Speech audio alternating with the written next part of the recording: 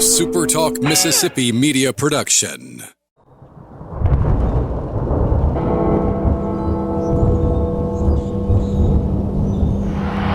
You can wrap this one, my friend, in maroon and white. 10 seconds. 9, 8, 7, 6, 5, 4, 3, 2, 1. Bingo!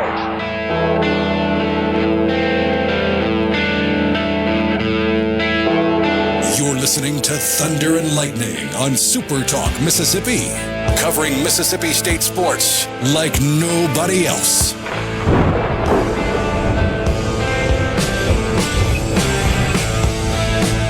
Oh, it's Wednesday night, and you know what that means. It's Thunder and Lightning live here on SuperTalk Mississippi. I'm Brian Hadad. Thanks for joining me here on a Wednesday evening, and you can join the show as always on the C Spire text line, 601-879-4395. Rhino is down there in Studio X.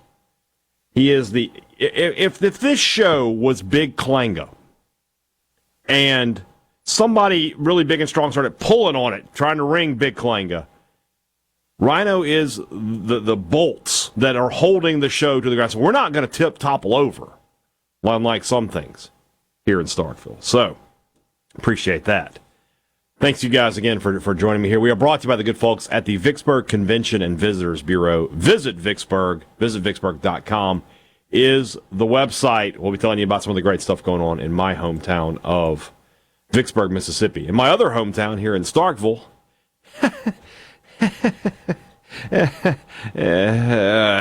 so Richard said I was going to be super positive, so he sort of backed me into a corner. I don't really want to talk about basketball for the next hour, so we'll just have to make Richard a liar. Sorry to do that to you, Cross, but it's the way it's got to be. Guys, I think I tried to be as honest with my assessment of this football team throughout the offseason as I could, and that I knew that this year would be a struggle, that I knew that everything that State got they would have to work for, but I felt confident enough in Lebby's ability to put together a top-notch offense that they could overcome some of those flaws, of which there were many, and be a competitive team in the SEC this year. And I fear that I have vastly overestimated that man's ability. Now, that's not to say that he's not a good coach, and he may very well turn out to be one, but maybe I vastly underestimated State's flaws. One way or the other, I think we can all agree that after what we saw this past Saturday in Davis Wade Stadium, that this team is not very good. We'll keep it like that. We'll keep it short, simple, and to the point. We'll Bo Nix that thing. What happened on Saturday night? They lost. The details of which are irrelevant and inconsequential. It's simply they lost, and they're 1-2, and that's it. And I guess we'll go with the Belichick route as well. We're moving on to Florida. We're on to Florida here on Thunder and Lightning, and Mississippi State on to Florida. We asked Jeff Lebby about that on Monday, and I thought his response, which I talked about on today's Thunder and Lightning podcast, I thought it was very good. And it's one of those responses. It sounds kind of coach speaking when you say, "Oh, we don't worry about outside noise. We don't worry about this, that, or the other." But when he says our focus is 100% on Mississippi State, that's darn well where your focus needs to be if you're Jeff Lebby, because you got a mountain of problems to try to solve. You've got problems on both sides of the ball. You can't move the football, and you can't stop anybody. Now, I only played football at the 1A high school level, and I didn't play a single down ever after high school. So in my limited, I've watched a lot of games on television, though. Attended a few as well. In my limited knowledge of the sport of football, can't move the ball and can't stop anybody is not a combination that leads to victory. But that's kind of where Mississippi State has been these past couple of weeks. Let's go. Bounce back this Saturday with a W. I'm just saying faithful here. You know what? State needs more of that, man. They need some faith. They need some hope. The good news is that this Florida team is awful. They are really bad. And, not to toot my own horn, but that's kind of what I thought was going to happen this offseason. I don't like Billy Napier as a coach, and sometimes when a program is just on the way down, no amount of talent could save it. Florida's a super talented team. They got 4- and 5-star kids all over the field.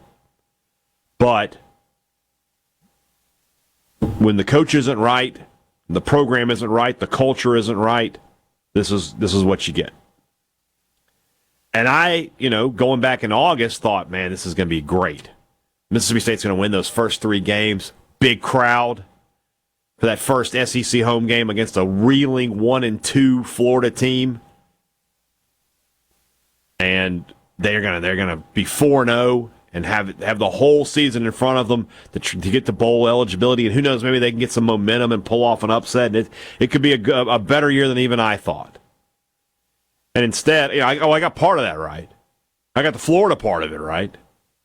Mississippi State now sits at 1-2. They were embarrassed Saturday night. That's the only word you can use. Well, I guess you could use other words. You could use synonyms for embarrassment, like humiliated. I don't know any other. Off the top of my head, I don't know any other synonyms for embarrassed. What can we go with here? What do we got here? Those are not good. They were shamed. Ooh, that's tough. They were. I don't know. These are all like embarrassed, as in I feel embarrassed, not I was embarrassed. I don't know. The Roger's thesaurus didn't come through for us today, guys. Isn't that who did the thesaurus? Roger. Webster's dictionary and Roger's thesaurus, I seem to recall. Mississippi State has a massive task on its hands. Jeff Lebby has a massive task on his hands over not only the next 9 weeks of the football season, but into December with the signing period and the transfer portal. Because at this time, you don't have enough players that can play at this level to convince me that you're going to be competitive in any remaining game. Guys, UMass hung with Toledo in their game a few weeks back. And that's who State's remaining non-conference game is. So I'm not about to just put W in permanent ink on the calendar next to that one. Because, again, if you can't move the football and you can't stop anybody from moving the football, how are you going to win? It's really disconcerting. Disconcerting. I'll get there eventually. To see a Mississippi State team get pushed around on its own home field the way it did. Now, I've seen it before, but the team on the other sideline was Alabama or Georgia or maybe a really good LSU team. Not Toledo. No offense to Toledo. Good program up there in the MAC. Jason Candle's an outstanding head coach. I'm surprised he's still there. I thought he might have moved on to bigger and better things at some point. I can't believe nobody's ever hired him. But I say it all the time, nobody predicts upsets. That's why they're upsets. No, nobody sits there and tells you on Friday, Toledo's going to win. You might make a bet and hope and think they could, do it, hopeful. But nobody just comes out and says that. That's why they're upsets. State got run up and down its own field Saturday night. It literally would not have looked that much different if Alabama had played Mississippi State. Maybe it would have been worse, but Toledo eased up at the end. There's no question about that. State's got to bounce back. They got to do it quickly. They don't have any time to wallow in their own self-misery. They have to fix things. They have to fix them now to salvage whatever's left of this season. Because after this week, you're going to play the number 1 team in the nation. And then 2 weeks after that, you're going to play the number 2 team in the nation. And then a couple weeks after that, you're going to play the number 5 team or 6 team in the nation. And then the number 7 team. And then the number 5 team. And you got to play the number 25 team in the middle of all that. Oh, you got another conference game against a much improved Arkansas team. There's no time for pity parties. You got to fix it, and you got to fix it now. I don't know if they can. I don't know. So what does State need to do? What do they need to do to get better? We'll see. Dismantled. Very good. Can't say that one.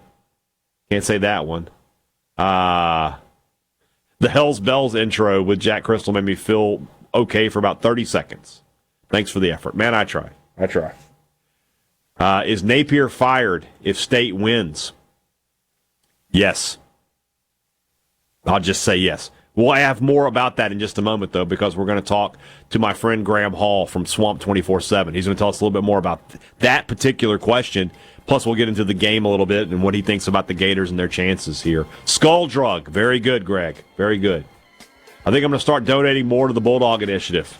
Charlie Winfield will take your money, and he will do everything he can to get players to Starkville with it.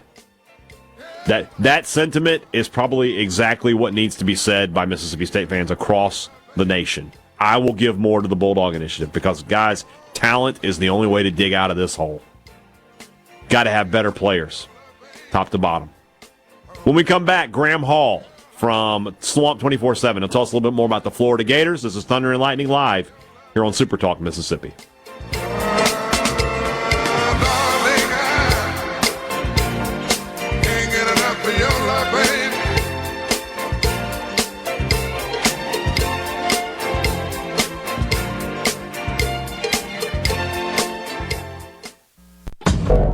Thunder and Lightning on SuperTalk Mississippi.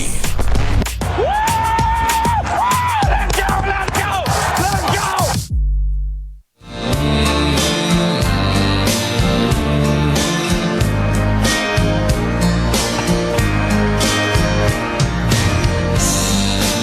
I asked Rhino as we went to break with Barry White, I was like, that's a departure from our normal music. He said, well, your voice. I decided to go all baritone singers today, so appreciate that. The drainage is a real thing today. This is Thunder and Lightning Live. We are brought to you by Visit Vicksburg.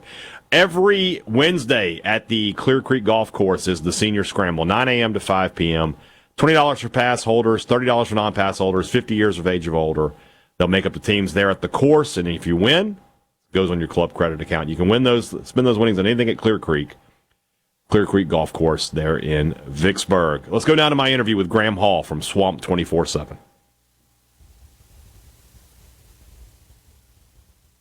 Joining us now, Graham Hall. He covers the Florida Gators for Swamp 24/7. And Graham, you and I talked back in the summer when I was going around doing opponent previews, and we both agreed, I think at that time, that this was a pivotal game for both of these teams, that this was going to be a game that determined a lot about the season for these teams. Somehow in the weeks since then, it has gotten more crucial, more pivotal for both of these sides. Let's start with the really hard question that's going on in Gainesville. If Florida loses this game, do they let Billy Napier go after it? I think it's a fair question. I think that a lot remains to be seen here. You know, Florida has a bye week after this, and if you're going to transition to an interim head coach, that's the ideal time to do it. Give them, 11 days to prepare with someone new, restore some confidence, let them adjust to their newfound responsibilities. That would make a ton of sense rather than doing it when you got a game 6 days later.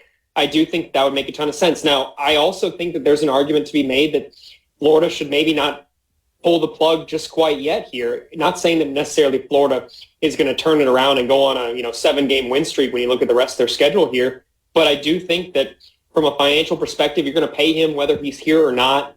Who on the coaching staff is well equipped to lead Florida to being even more competitive? I don't know if there's a name out there, considering that Billy Napier is the offensive play caller, and he's so heavily involved in so many aspects of that program that you could see Florida's competitive chances decline a little bit. So maybe they try and ride it out a little bit longer. They're not going to be able to hire one of those top head coaches right now in the middle of the season, whether it's a Lane Kiffin, a Dan Lanning, whoever they decide to target out there. Those teams are going to be in the college football playoff conversation, and they're not going to leave their programs in the middle of the year. So you might as well wait it out, continue raising the funds for the buyout, scour what's out there, see how these coaches do, and then keep assessing. But it definitely is going to be even more deafening, the calls for Billy Napier's tenure to end, if Florida goes up there to Starkville this weekend and falls to the Bulldogs. Another thing we talked about back during the summer was DJ Lagway, Graham Mertz. How does Florida incorporate Lagway into the offense? He's too talented to sit out. I think you may have made a Chris Leak, Tim Tebow comparison to that. I thought Lagway was incredibly impressive against Samford. Obviously, the level of competition jumped up last week, but Mertz was okay last week. He's 12 of 15. couldn't throw the ball down the field, though. Is there a scenario here where Lagway just takes over? What's the quarterback situation going to be coming into this game? I think that Florida's going to be a little bit more flexible with their rotating at the position. I think you're going to see both guys early, and that whoever has more success early on is going to get extended series in that contest. Last week against Texas A&M, you saw Florida be really strict when it came to rotating the quarterbacks. Neither one of those guys got consecutive series. I could see that changing, absolutely. I think the key here is which quarterback gives you the best chance, not at running the offense effectively, which is something that Billy Napier has reiterated is one of the key components, but who can navigate the issues along the offensive line the best. You look at Lagway's athleticism, his ability to step out, get outside the pocket, use his legs to pick up some chunk yardage outside of the play call. You look at Florida's offensive line, they have not protected very well. Lagway maybe gives you a better chance to create downfield explosive plays even when the pocket collapses. Graham Mertz took a lot of contact last year. He took a lot of contact, obviously, when he got knocked out of that game against Miami. If the pocket continues to be an issue, I could see that being another reason why Lagway gets some extended time here. But I do think that it's quite clear that this is still Graham Mertz's team. He is still the leader within that building, not just as a six-year quarterback. He is the guy that Florida trusts the most to manage the offense, and he's going to be the starter until something happens, until Lagway comes out against SEC competition and absolutely tears it up, which it may be this week, it may be in the weeks ahead. Who knows when it's going to be. It's going to be Graham Mertz who is going to continue to see the field consistently and get the first snap for Florida on offense. Running the football is going to be key in this game. And Mississippi State has been bad at it this year. Florida has not been great at it this year in their games against power competition. State hasn't been good against it, and they haven't played really power competition. So that's a really scary thought when you look at State's schedule. Is this game just as simple for you as whoever can run the football and stop the run is probably going to win? Yeah, absolutely. I think it comes down to the line of scrimmage, especially whichever defensive line is able to get penetration in the backfield there. Whoever's able to open up holes in the run game is going to have a really good chance at emerging victorious on Saturday. I do think that for Florida, Billy Napier, what he has long done in his coaching career is establish the run, get some balance on offense, and then the passing game opens itself up. But the Gators have had to force a lot of passes when they haven't really desired to do that because they haven't run the ball effectively. Behind Montrell Johnson, you have a stable of underclassmen there, along with a JUCO transfer in Jacoby Jackson. Montrell Johnson can be explosive. You saw it against Miami. He had that 71-yard touchdown run, but he hasn't really had a lot of open holes to run between the tackles so far this season. Florida's going to have to find a way, maybe get a little bit creative with their play calling and their scheme to be able to run the football because it's just not working what they've been doing. They're going to keep trying until they absolutely have to give up at running the football, but that is going to be a huge key in this game. Whichever team can run the football is going to give themselves a really good chance at getting that win on Saturday. On the defensive side, Florida giving up over 300 yards rushing a week ago to Texas A&M. What do they need to do there to adjust? I mean, set the edge, get pressure in the backfield, scheme better. I think that you look at a lot of the play calling decisions on defense here. This is a team that is not succeeding in cover one, cover three. You look at how they're playing off the ball, when they're choosing to blitz, and the penetration, and like I said, that they're getting off the edge. That has just been an issue for Florida, not even just this season, going back last year. You have some guys who have talent at that defensive end, F position, they like to call it there. Tyreek Sapp, Justice Boone coming back. You have a highly touted freshman in LJ McCray. But outside of that Samford game, they have not pressured the quarterback. They didn't get a sack last week against Texas A&M. Again, a mobile quarterback in Marcel Reed. And they've struggled with mobile quarterbacks, like I said, dating back not even just to last season, but really throughout Billy Napier's entire tenure here in Gainesville. They're going to have to find a way to have some success with the pass rush. If they don't affect the quarterback, and Shapen has some time in the pocket here, the Gators could certainly be in a difficult situation here against this Mississippi State offense. And that's going to be one of the keys to the game, certainly. You have to get pressure from the front seven, whether it's blitzing with your linebackers as well, taking advantage of the speed that you got at end. If they can't do that, then they're going to have trouble to stop whatever offense is out there, not even just Mississippi State. And you know that there's some talented ones the rest of the way that they're going to have to face. I feel like both of these teams, to say confidence is low is probably not an understatement. And I really do feel like if one team can get out on the other one quickly, it's going to be a long day for that other team. I don't see a close game here. I don't know who wins, but I don't think it's going to be a close game. Would you agree with where I'm going there, or do you think either team can keep it close if they fall behind quick? I think that whatever team falls into an early hole is going to struggle to come back. I do think that for Florida, from a confidence standpoint, they really need to execute on those opening drives, not fall into a double-digit hole like they did against Miami and Texas A&M. Otherwise, you're going to see that morale take another hit for the Gators. I do think that getting some early momentum is going to be key. And if they can't have success with, fans love to say that scripted drive, if you don't have success with the scripted drive, you're really kind of doubting your entire game plan, and you're putting the onus of adjusting on the head coach. And I don't know if Billy Napier has really inspired belief, not just within his team, but in the fan base, that they're going to be able to adjust to what the defense is showing throughout the contest. So getting some early momentum is going to be key. I know that, against Texas A&M, they fell into that 33-7 hole, got some touchdowns there in the second half. So I'm not saying they can't do it necessarily here. And I do think that second half against the Aggies was critical to the belief a little bit to not get entirely blown out based on the scoreboard there in Gainesville. But Florida, I think, is going to need to start early. If they fall into an early hole, they could certainly face a double-digit loss up there in Starkville. Same thing, though, I think, with the Bulldogs. If Florida can go out there and have, execute no matter who is under center, get an early double-digit lead and stop this Mississippi State offense and go into the second half with a double-digit lead, I could easily see this being a 3-score game. If not, if both teams are trading scores, given the holes that they have on defense, I do think it could potentially be a close game there in the fourth quarter, and that is going to make things really, really interesting here because the Gators have not won too many narrow contests. Last year they won one at South Carolina, but they fell to Arkansas. They blew a chance to beat Missouri last year when they had a 4th and 17 and gave up a massive game there late in the season. So certainly that is a factor for Florida right now, is making sure that they stay out of a close contest heading into the fourth quarter, because I don't think people are going to be too optimistic that they're going to be able to close it out if that's the case. Only about 30 seconds left. Every week on the podcast, we do an offensive and defensive playmaker, and then we do an X factor, a guy maybe not the player of the game, but could make a big play to swing the game. Who is that guy for Florida? I think Montrell Johnson, he may get 2-3 run yards on every single run, but if he can get a 60-yard gain, a 70-yard gain, and Florida can find a way to score quickly, that's going to be huge. Another one is Eugene Wilson III. He didn't play against Texas A&M. He's their most dynamic wide receiver. What is going to be his status for this contest? He was a game-time decision against the Aggies. We're going to find out on the availability report what his status could be for this contest. He's certainly one. And then Lagway is a pretty obvious one, I think, for Florida. If you can find some success, some explosive plays from your freshman quarterback, that's obviously going to change the game. The Gators don't score quickly very well. If they can do that with Lagway or Johnson and get Eugene Wilson involved, they're going to... Thunder and lightning on SuperTalk Mississippi. If they call a celebration penalty on this, I'll shoot them.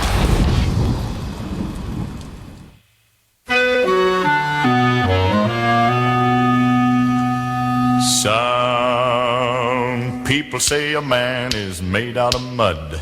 A poor man's made out of muscle and blood. Muscle and blood and skin and bones. A mind that's weak and a back that's strong. You load 16 times. Is it really that deep? Is it another day older and deeper in debt? St. Peter, don't you call me, cause I can't go. In the deep, dark hills of eastern Kentucky. Thunder and lightning here on SuperTalk Mississippi. I'm Brian Hadad. Yes, that's me. That's my voice. It is a little deep tonight. We're battling some nasal issues. I don't know what else to tell you on that one. I don't know what's going on here with my email, but my Visit Vicksburg ad reads have gone away. I don't know what's happening. Why is that happening to me? I'd love to tell you all about what's happening in the city of Vicksburg. A lot of great stuff. I'll tell you that. Fantastic places to eat. Some of my favorite restaurants are in the city of Vicksburg. One of my favorite steakhouses in this entire state is the Beechwood restaurant over there in Vicksburg. That is a place, if you ever go to Vicksburg, that is a must stop for grab a steak there. And the biggest fried shrimp you'll ever see in your life. I don't even know. I think they may be baby lobsters. They're just fantastic. So if I can get my email to work again, I might tell you something else what's going on in Vicksburg. But between now and then, this weekend, Mississippi State, Florida. You might ask me, Brian, what is the key for Mississippi State? Are you kidding me? Run the ball.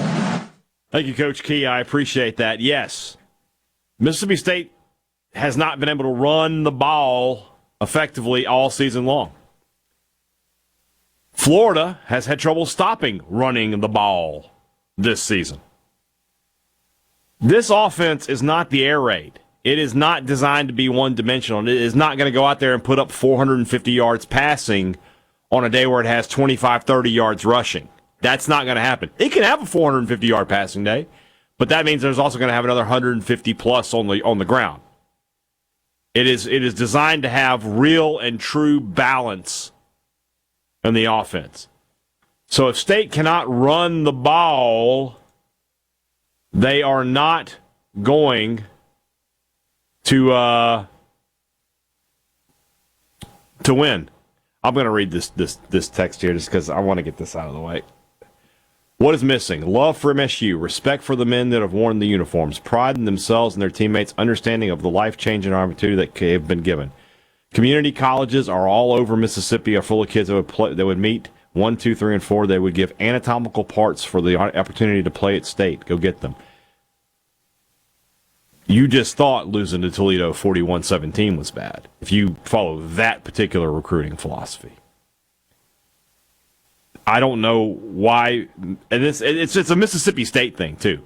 I never see Ole Miss fans saying, well, we need to go get guys who want to play for the pride of Ole Miss and stop paying these transfers. No.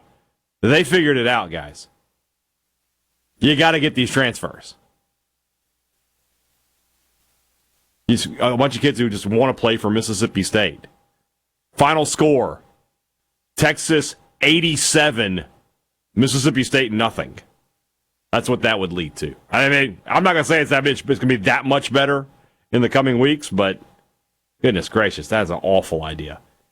Either get on board with NIL or get on board with losing. Those are your literal only two options. And there's no guarantee that you'll win with NIL, but it is the only chance you have. It is the only chance you have. The idea that, State's going to get a bunch of guys out there that want to play for the love of Mississippi State. I love Mississippi State, but I'm not going to slow down anybody from Texas or Georgia or Alabama or LSU or Ole Miss on the football field. It's just not a thing. It's not a thing in this day and age. It is 2024. It is not 1964. Get with the program. Either what do they say in Shawshank? Either get busy living or get busy dying. That's the truth. Either get busy NILing or get busy losing. Those are your literal only two options in this day and age of college football. And this is how it is. Back to running the ball. Last week, Texas A&M 300 yards rushing. I mean, really impressive. Really impressive game. They basically didn't have to throw. They only threw 17 passes. And I'll be honest with you, with Levy's offense, he would probably rather it be that way. He would probably rather throw between 20 and 25 passes than run the ball 45, 50 times if he can get away with it. But State has not been able to do that. And it's a combination of the offensive line's not opening holes and when they are getting a little bit of a push, the running backs aren't taking advantage of that. I feel like Devon Booth has been a real disappointment. Expect to see a lot more from him. Didn't really know what I was expecting from Kevon Lee, but I haven't seen much from him. Haven't Johnny Daniels. I thought he was okay. He played pretty well after the game was in hand last week. So I wouldn't be surprised to see him draw the start this week just because of the way he played in the second half last week. And then State's offensive line has just been a mess. It's just been a mess. That they have not come together. They have not gelled. And it just hasn't worked out for them. So I don't know what the answer is on that side of the ball. I don't know what it is. I wish I had an answer, but I don't.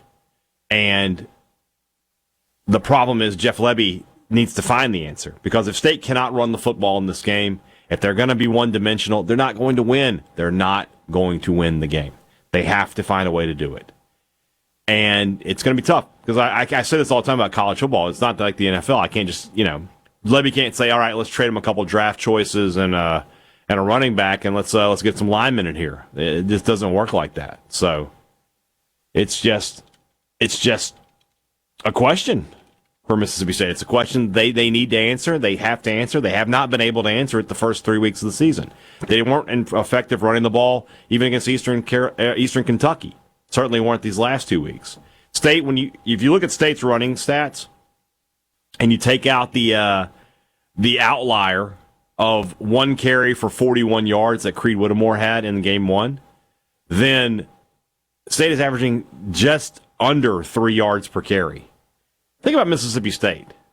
Think about the lineage of tailbacks they had from Jackie Sherrill's time on, when you had Michael Davis and Kevin Bowie and Kiefer McGee and then J.J. Johnson and then DeCenzo Miller and then Jarius Norwood and then Anthony Dixon and then Vic Ballard and Ladarius Perkins and do I need to keep going? Josh Robinson and so on and so forth. Eris Williams, Kylan Hill. I can keep going. And now you're averaging less than 3 yards a carry? That cannot work for this offense. Again, the air raid offense, it could work. You could make it work. But in this offense, you have to have real balance. I think we talked about it last week. You have to have real balance in this offense. You have to be able to run the football and throw the football. Now, I will say this. You could probably get away with not throwing the football if the running game was going. But this offense is based on one thing: running the football, making teams load the box, spreading their defensive backs out as far as they can, and then getting some one-on-ones and getting some wide-open guys because teams are so scared of how much you're running the football. If you can't run the football in the Jeff Lebby offense, you can't win. Mississippi State, I don't know what to tell them. They got to figure that out this week. Florida against Miami and against Texas A&M gave up rushing yards. They need to be able, if State can't get rushing yards out of Florida this week, well, then it's going to be a long day for Mississippi State. And the same thing goes on the other side of the ball. State has got to be able to stop the run better as well. The ground game is what is going to decide this game between Mississippi State and Florida. Two teams that have struggled running the ball and have struggled stopping the run. Somebody is going to have to run the ball and stop the run, and that team is going to win. Simple as that. Something's got to give on Saturday. I don't know who it's going to be. I don't know what it's going to be. It's just going to be. Because the team that can run the ball, it's going to open everything else up for them. And I'm interested to see what Florida does with the quarterback situation. We heard what Graham had to say about that just a few minutes ago. I would have already made the switch to Lagway if I was Billy Napier. I would just put everything into the freshman's hands and say, you're the more talented guy. Do what you can. Lead us to victory. Take your lumps this year because you're going to be a superstar next year. So if State can bottle up Florida's running game, that takes away one of Lagway's weapons, and then maybe they have to go to Mertz in the passing game. And I don't think Mertz can beat too many teams in the passing game. This game, the storylines around this game for between two teams that aren't good are very interesting. There's a lot to talk about there. So both of Mississippi State's offensive and defensive lines have been owned this season. You are correct, Ben. They have been dominated on both sides of the line of scrimmage, and that's why they're 1-2. Simple as that. So we'll wrap it up when we come back. It's Thunder and Lightning live here on SuperTalk Mississippi. You to fall back down again.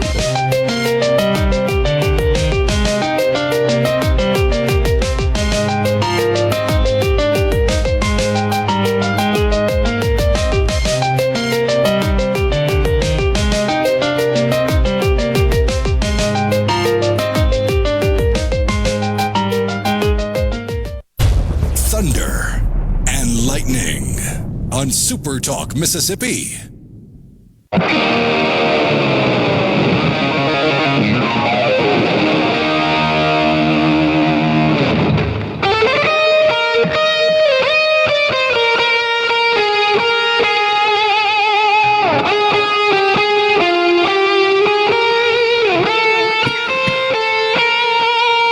All right, let's wrap it up here on a Wednesday evening. Thunder and Lightning, SuperTalk Mississippi.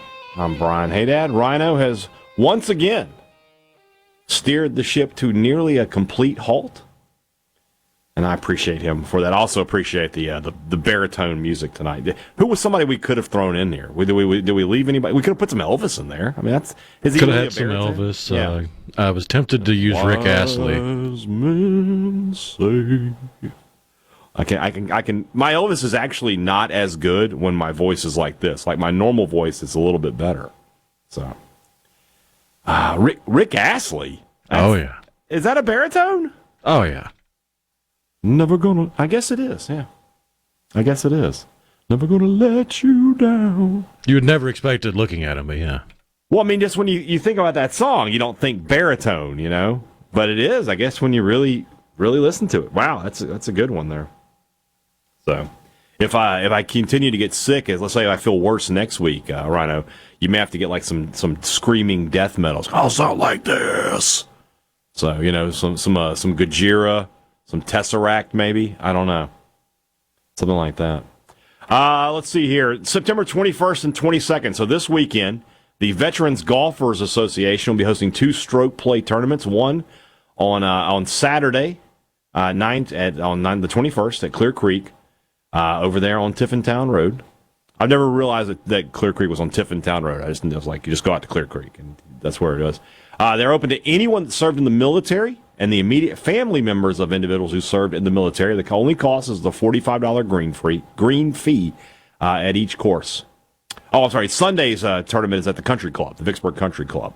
So the 21st at Clear Creek and the 22nd at the Vicksburg Country Club for our veterans to have a round of golf, only a $45 green fee. For more information, call Daniel Evans at 251-382-9759. Now, we just rickrolled Scott from Louisville. It happens. It happens. The rickroll was like one of the greatest things ever, and it got overplayed, but I wish somebody would throw it back in every now and then. The occasional rickroll is worth your time, in my opinion. It's funny when executed properly. The Mets did one maybe a year ago that was just outstanding. So. This week, some Jim Neighbors. That would have been a good one. Could have got some Jim Neighbors. That would have been some. He had a deep, which is so funny, right? Because you had his TV voice, surprise, surprise, surprise. But then his singing voice was, oh, amazing grace. So that's a good choice, good call, Jim Neighbors. What do I think is going to happen Saturday? I guess we'll talk about that. I got a bad feeling, guys. All of the optimism that I had coming into the season has been shaken out of me. I don't have any left to give. And I've said all week, I think whoever gets out to an early lead in this game is going to run away with it, and I think that's going to be Florida. I just don't have any faith in Mississippi State right now. Florida has more talent than Mississippi State. I think State is better coached, and I know you might shake your head at that, but Napier, it's just not working, and I don't think he has I think his locker room has gotten away from him, but I think they might just show up for this one because they feel like they can win, right? I don't think against Miami and Texas A&M, Florida really thought they could win, but they think they can win this one, and I just don't think State. I don't think State thinks they can win, and I don't think State has the talent to win. So. Not great. Not great. Playmaker? Shaping. Daniels. I mean, I don't even know. I don't know where to begin with this team. I don't know. This team has flustered my ability to make predictions because they just don't look like an SEC team when they play football. The way they get pushed around the field on both sides of the ball. So, final score, Florida 35, Mississippi State 17, something like that. I just don't see it happening for the Bulldogs. I just don't. Jeremy in Columbia, same here, Hadad. I've lost all faith in State. They may win one more game. It's terrible. It's not fun. When you wait all off season for college football, when you wait from January to August for college football, and then 3 weeks into the season you get gut punched, it hurts. It hurts, and I get it. I get it. If you're coming to Starkville this weekend, appreciate your loyalty and bravery, my friends. If you're not going to get anybody. I'm not going to chide you. I understand. It's expensive to make these trips. I get it. So, all right, guys. Want you to have a great Wednesday night. Want you to be back with us Thursday for Sports Talk Mississippi. Thunder and Lightning podcast available to you tomorrow. Also on the Friday podcast feed, an interview I'm doing with Omar Connor, former MSU quarterback.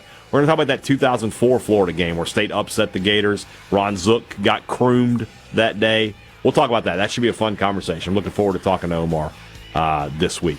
Have a good one, guys. For Rhino, I'm Brian Hadad. Thanks for listening to Thunder and Lightning Live here on SuperTalk Mississippi.